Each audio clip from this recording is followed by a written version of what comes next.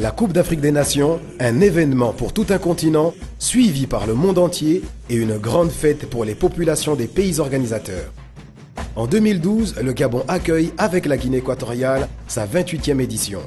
Au Gabon, l'organisation de la CAN a nécessité la mise en place d'infrastructures sportives colossales, réparties sur deux pôles, Libreville et Franceville. Ces infrastructures comprennent les deux grands stades de compétition, le stade de l'amitié sino-gabonaise de Libreville d'une capacité de 40 000 places et celui de Franceville d'une capacité de 20 000 places. Mais il a fallu aussi construire des stades d'entraînement permettant aux joueurs d'entretenir leurs conditions physiques à proximité de leur lieu de résidence.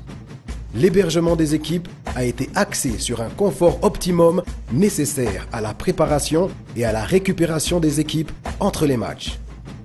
L'une des missions confiées à l'Agence nationale des grands travaux a été d'assurer un hébergement de très haute qualité et de renforcer par là même le secteur hôtelier au Gabon.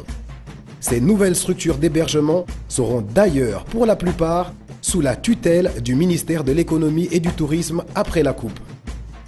Dans la même optique, les jeunes footballeurs gabonais pourront profiter des nouveaux stades d'entraînement après la CAN et les stades de compétition pourront accueillir de grandes manifestations sportives et culturelles. Mais l'organisation d'un tel événement ne s'arrête pas là pour le Gabon. Dans le domaine de la santé, tout a été mis en place pour assurer la couverture de tous sur les sites sportifs.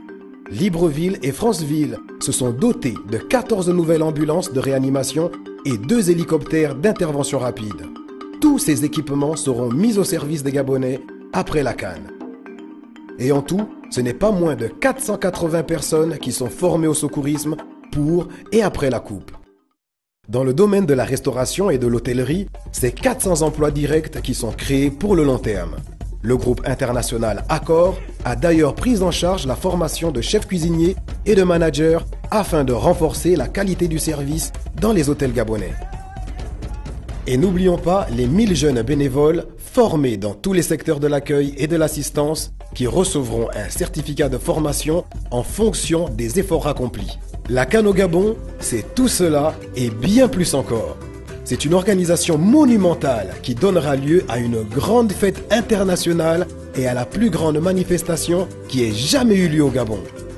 Nul doute que la CAN 2012 marquera les esprits de chacun et participera au développement